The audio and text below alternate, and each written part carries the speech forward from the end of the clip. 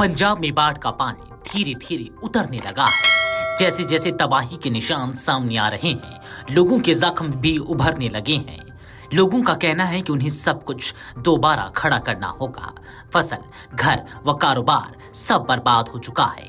अब उन्हें सरकार से मदद की दरकार है। हुसैनीवाला बॉर्डर के ग्रामीणों को सतलज दरिया में आई बाढ़ गहरे जख्म दे गई है। धान की फसल पानी में डूबने के चलते पूरी तरह खराब हो गई है। गांव की सड़कें टूट गई हैं। पानी के बहाव के कई मकान गिर चुके हैं। घरों के अंदर कीचड़ भर गया है।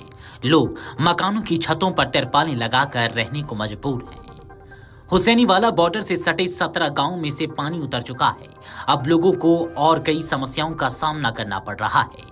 सड़कें जगह जगह से टूट चुकी हैं। कई गांव एक दूसरे से कट चुके हैं। लोगों के घरों में 2 से 3 फीट कीचड़ भर गया है। ऐसी स्थिति में लोग मकानों की छतों पर तिरपाल लगाकर रहने को मजबूर हैं। कई लोगों के घर गिर गए हैं।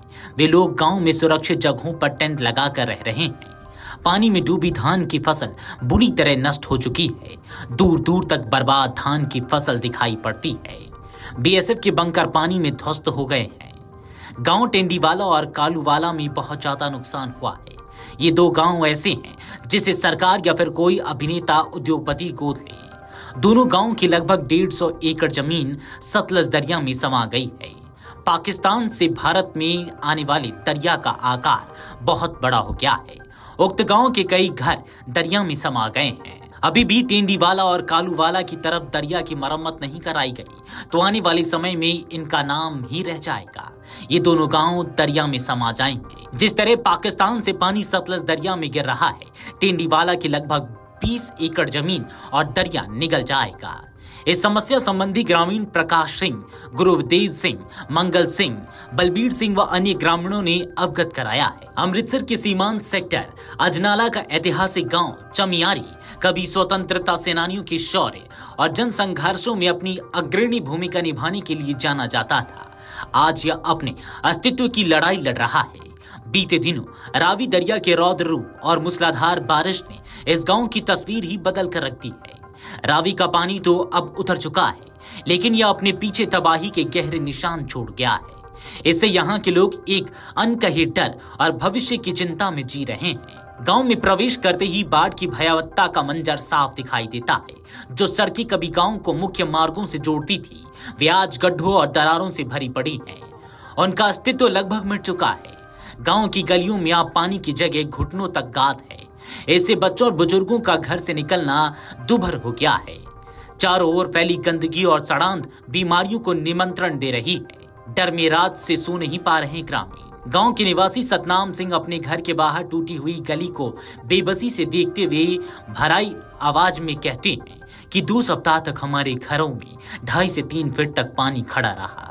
हर पल यही डर सता रहा था कि घर की छत न गिर जाए। हम रात को सो नहीं पाए। बीएसएफ और प्रशासन की टीमों ने खाने पीने का सामान पहुंचाया। हम डर के साए में बिताए ये दिन शायद ही कभी भूल पाए। आपदा ने केवल इंसानों की आशियानों को ही नहीं, बल्कि उनके सपनों को भी तोड़ा है। गांव के आधा दर्जन से अधिक घर पूरी तरह क्षतिग्रस्त हो गए हैं। कई कच्चे घरों की छतें ढह गई हैं। जगरूप सिंह बताते हैं कि गांव के कुछ लोगों के कच्चे मकान अब रहने लायक नहीं बचे हैं। परिवार के साथ पीड़ित पड़ोसियों के घर में शरण लिए हुए हैं, लेकिन यह अनिश्चितता उन्हें खाई जा रही है कि वे अपना घर दोबारा कब बना पाएंगे। आपदा का सबसे बड़ा असर खेती और पशुधन पर पड़ा है। किसानों की सैकड़ों एकड़ फसल पूरी तरह बर्बाद हो चुकी है। खेतों में पानी के साथ आई रेत और गाद की मोटी परत जम गई है, जिससे जमीन बंजर होने के कगार पर है। जसवंत सिंह बताते हैं कि गांव में धान की फसल तो पूरी तरह गल गई। अब अगली फसल की बुआई कैसे होगी? खेतों में जमी रेत को हटाने में ही लाखों का खर्च और महीनों की मेहनत लगेगी। Video desk Amar Ujala dot com. अगर आप ये वीडियो YouTube पर देख रहे हैं तो हमारे चैनल को सब्सक्राइब कर बेल आइकन दबाएं और Facebook पर देख रहे हैं तो हमारे पेज को लाइक करें।